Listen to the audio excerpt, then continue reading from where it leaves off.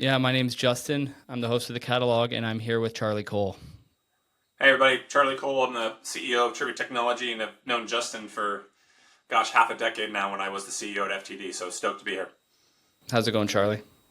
Dude, it is going really, really well. I've actually had a freaking kick-ass week, so I'm in a particularly good mood this Friday. Nice. What was so kick-ass about it? Just this wonderful confluence of my energy's been good all week. I've slept all week. I worked out all week. I've had fun with the kids all week, and work has just been awesome. So it's just one of those things where the confluence of personal and professional life, everything's firing on all cylinders. Nice, nice. Cool. So, I want to talk to you about Tribute. Tribute, from what I understand, why don't you tell me about Tribute, and then I'll ask. I have a whole bunch of questions I want to ask about it. So, Yeah, so I joined Tribute 18 months ago. We are owned by private equity firms, predominantly Carlyle, secondarily Vista and PSG. I was recruited to be the CEO, and what Tribute actually is the leading provider of technology solutions to the funeral profession. And uh, more specifically, we power about 9,500 funeral homes between websites and management software. So the analogy I make for people that are not as familiar with the profession is think about like what Toast does for restaurants. That's really kind of what we do for funeral homes. That same sort of like full tech solution, and never a profession I thought I'd end up in, if we're being honest. But it's been probably the funnest job of my whole life, and so I'm excited to dive into it with you. okay, cool. So the first question that came up to my mind was just, what happens when I die? Well, Like what happened? Maybe not what happened. Like that's a big question, but what yeah, happens in I'm my I'm not body, going I to answer guess. the ethereal, spiritual side of the question. I'll answer the what happens to the people around you when you die. A story I've told probably too often, but I can't answer this question without telling it. So I took this job. My first day was March 1st of 2023. My dad actually passed away September 1st of 2022. So I had like this recency concept of what I refer to of the logistics of death. Because when you pass away, there is just this flood of logistics for the people that have been caring for you, right? And I kept this email thread of the funeral home in Issaquah, Washington, which is more or less my hometown, where it's me and this person going back and forth on these logistics. Like, does he want to be buried or cremated? Did he have any last wishes in his will? How many death certificates you need? And by the way, that last question cracks me up, right? Like, who the hell knows the answer to that question? How many death certificates you need? I didn't even know I needed one. Like, how many should I need? You know what I mean? And so the reality is a lot of those logistics fall on the funeral director and the funeral home owner. But you know what I haven't mentioned up to this point is the natural grief and emotion, right? So you're being asked for all of these logistical tasks, but in reality, what you should be doing is taking care of yourself. Mm. Because if I've learned one thing, no one grieves the same. And if I've learned two things, grief is anything but linear. Right? It's not like you start here and end up here and you're better. It's much more sinusoidal, right? It's peaks and valleys where you think you're good and then you're not good. But where we fit in is we provide this technological platform that allows funeral directors, I hope, to focus more on supporting the grief side, right? Make the logistics easier, make it so all those things that are necessary, but not the key aspect of this person's process, make those easy, make those automated. And I think great technological solutions, Justin, if they function the way they're supposed to, they're largely invisible, right? You get from point A to point B and you're like, wow, that was easy, and I have no idea how it happened. And so I like to think that the number one thing we do is give funeral directors time to focus on what's important. Because what funeral directors shouldn't be doing is like worrying about accounting statements or worried about their inventory or all these things that you have to do as part of running a business.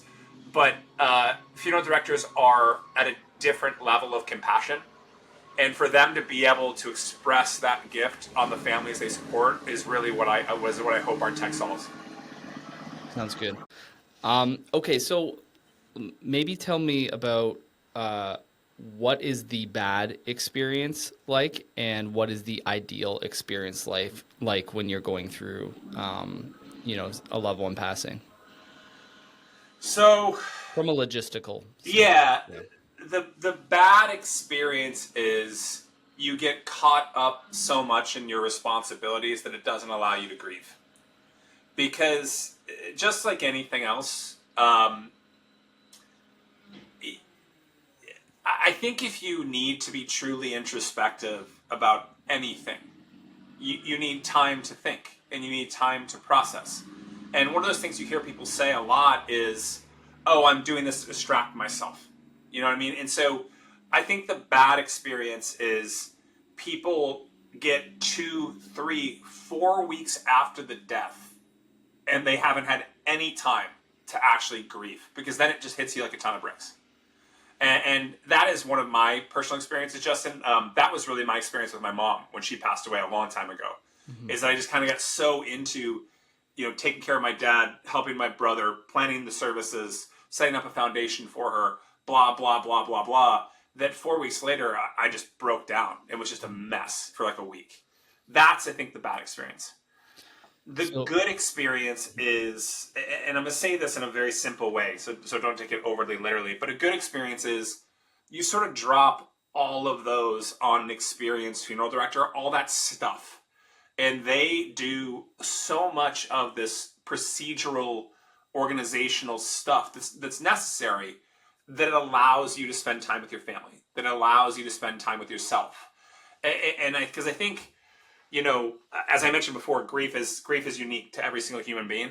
But what I do think is ubiquitous between everybody is just that time needed for you to be introspective, that time needed to spend time with your family. Because if it's done properly, if a death is quote unquote handled well from a logistics perspective, it frees up the individual and the family to grieve in a way that I think is far more healing. And, where just one more side. That's why one of the statistics that bounces around our profession is that there's basically been psychological stories that show a funeral service aids the grieving process. Mhm. Now, whether or not that's because it's a service and it's actually sort of like that venting to an extent, or it's because by definition that means a funeral professional is involved. I think it's the latter.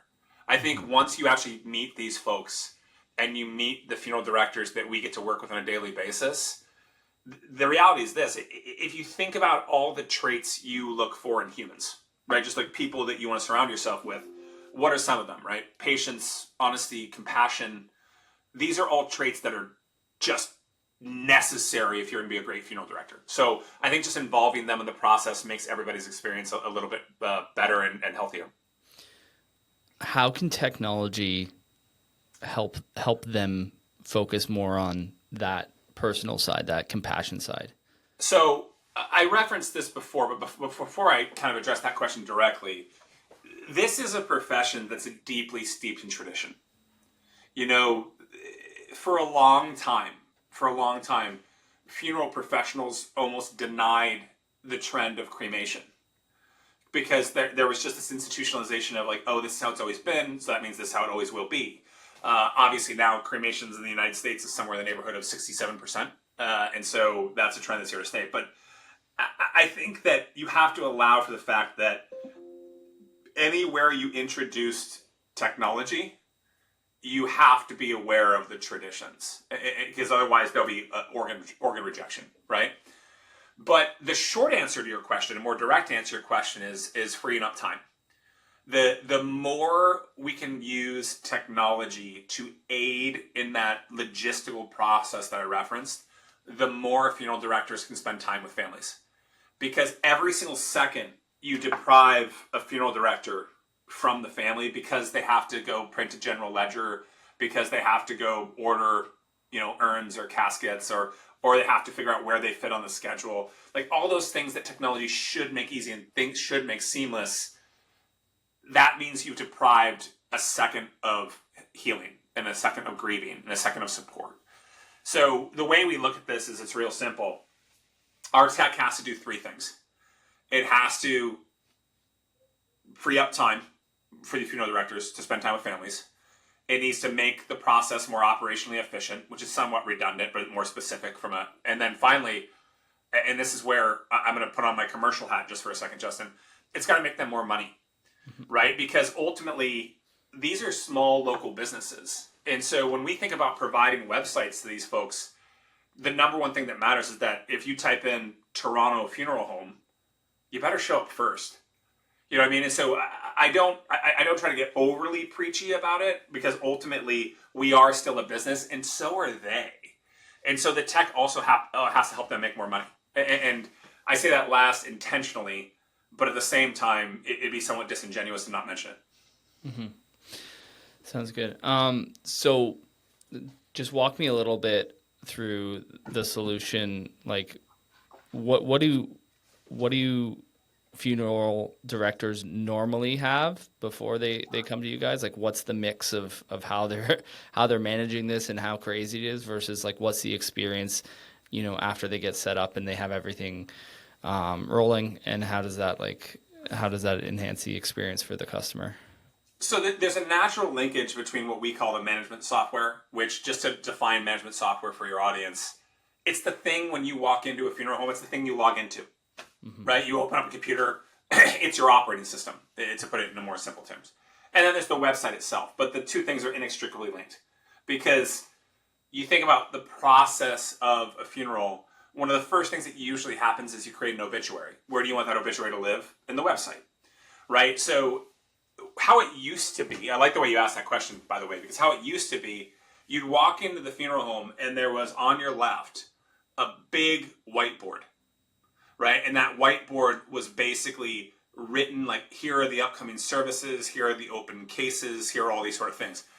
Now it's basically done all over either mobile, tablet, or desktop, and you input all of these things, and then the management software and the websites work together. So basically, hey, Charlie Cole, date of death, the date of birth. What you've actually just started doing, you may not even know it, is you're creating both a case, which is what's referred to in the profession, which is a case will then maybe turn into a service, maybe it'll turn into a burial, maybe it'll turn into a cremation, could go in a number of ways. But you've also started creating an obituary, which is then pushed to the website. Because what matters to the family is that this obituary is presented in a way online that allows them to share it with their friends and family, so that everybody can be aware of it, everybody can share condolences. It becomes in its way, Justin, this like microcosmic social media event, right? And I know that sounds a little strange, because if you think about so put yourself, say you're one step removed from the deceased, right? Say you're a brother or a sister. Now say you're like you guys were fraternity brothers 20 years ago. Now say you were in elementary school 40 years ago. Now say you were next door neighbors 60 years ago. As you kind of like expand this social network, your needs of what you need to happen are very different. Some people want to just read the obituary. Some people want to send condolence gifts. Some people want to attend the service, right? And so as that network gets wider and wider, we have to have technological solutions that both allow for the case management internally, but also the presentation of the obituary online in a way that services all those various folks of the person's network. How, when you used to go to funerals and nobody had an online presence, because most of the people that were dying at the time were older. They didn't have a Facebook account. How has that changed? And how important has like digital asset management been in preserving memories, sharing memories, and collecting them at that time somebody passes? So over the last 10 years, this concept of funeral home websites has basically been created, right? So when you ask about how much has changed, we're talking like from 0 to 100 in the span of a decade, which is really fast. But I would also, this is conjecture, but I would also say it's just starting. Because if you just think about the macro for a second, as people age, the people that are going to be passing away are going to naturally be more digitally native every day, right? So in a 70-year-old today versus a 60-year-old today versus a 50-year-old today versus a 40-year-old today, like I'm 42 years old. I'm probably the first digitally native generation, right? But my dad was more digital than his dad, and a 52-year-old is more digital native than a 62-year-old. And again, painting with a wide brush. And then, so what's ended up happening, Justin, is that these websites and these obituaries in particular become the most important traffic resource for a funeral home today. So let me give you a real number that when I was in my interview loop, I heard this number and I'm like, that can't be right, but it's right. So we have about 9,500 websites. You and I have worked in retail together, Justin, and we've used to have conversations about things like paid advertising and media arbitrage and CRM emails.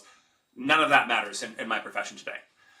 But those 9,500 local websites, so these are just like, Issaquah, Washington, Kingston, Ontario. They're not all in New York City. They're not all in Toronto. These are all around the country. Those 9,500 websites produce approximately about 1 to 1.2 million obituaries a year.